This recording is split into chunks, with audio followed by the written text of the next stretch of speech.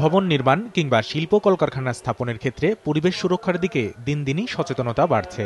সাধারণ মানুষ ঝুঁকছে সাশ্রয়ী কিন্তু নিরবচ্ছিন্ন জ্বালানি ব্যবহারের দিকে। আমাদের পরিবেশকে পলিউট না করে প্রকৃতিকে গ্রিন বানাতে পারবো, সেই যে ধ্যান ধারণা বা জ্ঞান, সেটা আমরা এখান থেকে জানতে পারছি। প্রধান উদ্দেশ্যটা হচ্ছে যে এই লাইনে কি কি নতুন ইনোভেশন হয়েছে, ইনভেনশন হয়েছে, ওটার সাথে এই করার জন্য, so that I can provide my consultancy service in a better way.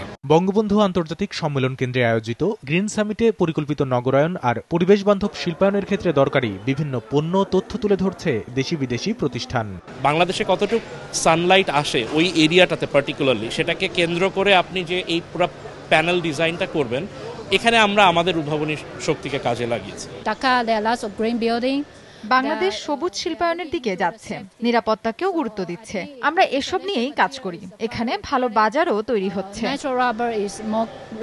একটা গ্রিন বিল্ডিং এর ইমপ্লিমেন্টেশন ডিজাইন টোটাল ফেজটা আমরা একসাথে কমপ্লিট করি। সামিটের উদ্বোধনী অনুষ্ঠানে জ্বালানি ঘাটতি মেটাতে সচেতনতা বাড়ানোর পাশাপাশি বিদ্যুৎ ব্যবহারে শিল্পোদ্যোক্তাদের এগিয়ে আসার আহ্বান জানান জ্বালানি প্রতিমন্ত্রী। 5819 মেগাওয়াট এই মুহূর্তে এখন ইউজ হচ্ছে। তার মানে হাতে আমার এখনো প্রায় 3000 মেগাওয়াট আনইউটিলাইজ এখন এই মুহূর্তে আমি দিতে পারি। পাওয়ার কিন্তু বানালি হবে না, আমাকে বিক্রিও করতে হবে। আমরা চাচ্ছি যারা গ্যাস বেস জেনারেটর ইউজ করতেন তারা যেন পাওয়ারে চলে আসে।